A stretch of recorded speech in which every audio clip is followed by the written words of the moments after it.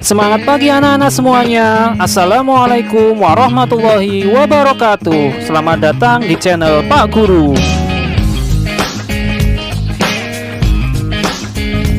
Sebelum lanjut, silahkan like dan subscribe terlebih dahulu. Kalau sudah, silahkan perhatikan materi dan selamat belajar. Pada video pembelajaran kali ini, kita akan mempelajari tentang cara menentukan gagasan pokok. Perlu kita ketahui, gagasan pokok itu merupakan inti dari sebuah paragraf. Jadi, di dalam sebuah paragraf itu pasti terdapat satu gagasan pokok dan beberapa gagasan pendukung. Nah, berikut cara mencari gagasan pokok. Yang pertama adalah mencari kalimat utama. Sebagaimana kita ketahui, pada pembelajaran semester 1 kemarin, kalimat utama itu pasti ada di awal, di akhir, maupun campuran, yaitu ada di awal dan di akhir paragraf. Namun, untuk tingkat SD, kita hanya akan belajar tentang kalimat utama di awal dan di akhir paragraf. Nah, menentukan gagasan pokok itu harus berdasarkan pada kalimat utama. Perhatikan ciri-ciri kalimat utama di awal paragraf. Yang pertama, selalu terdapat repetisi atau pengulangan kata yang terdapat pada paragraf kedua. Kemudian terdapat kata rujukan atau kata ganti yang mengacu pada kata sebelumnya. Kata ganti orang, misalnya ia, dia, mereka, kami, dan nya. Nah, kemudian ada kata ganti tempat, di sana, di sini, di atas, di bawah.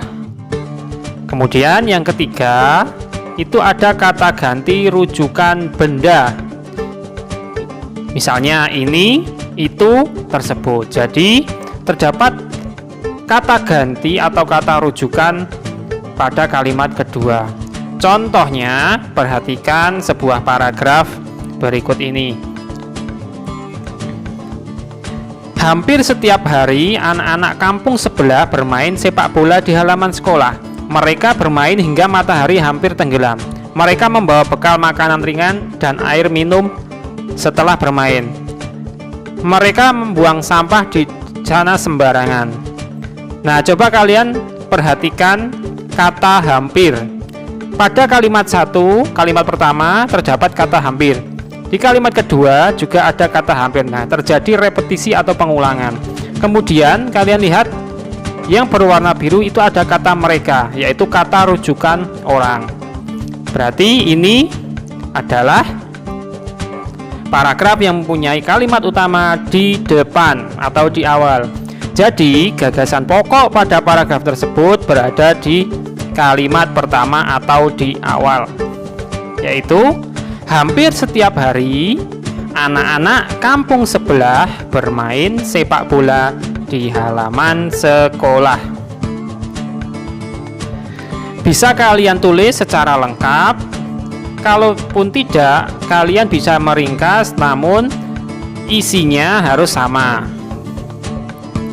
Kemudian selanjutnya adalah ciri-ciri kalimat utama di akhir paragraf. Yang pertama, terdapat kesimpulan yang ditandai dengan kata konjungsi antar kalimat. Contohnya, kata konjungsi antar kalimat yaitu oleh karena itu, oleh sebab itu, dengan demikian, dan juga maka dari itu. Selanjutnya, selain terdapat kata konjungsi antar kalimat, terdapat juga kata kesimpulan yang berupa penegasan.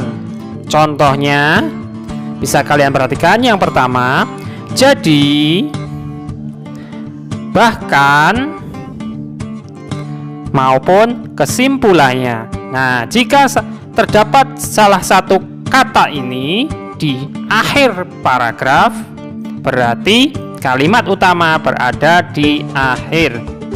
Contohnya, perhatikan paragraf berikut ini. Coba kalian perhatikan tulisan yang ditandai dengan huruf merah di akhir paragraf. Nah, kata oleh sebab itu merupakan konjungsi antar kalimat.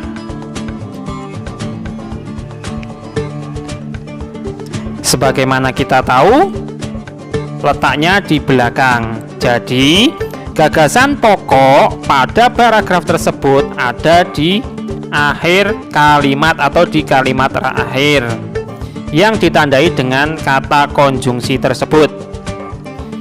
Maka, gagasan pokoknya adalah makanan khas dengan kuahnya yang berwarna kuning ini menjadi favorit lidah masyarakat Indonesia. Oleh karena itu, kalian harus jeli melihat apakah di akhir paragraf terdapat kata konjungsi maupun kata yang berupa kesimpulan penegasan. Sampai jumpa anak-anak. Sekian dan terima kasih.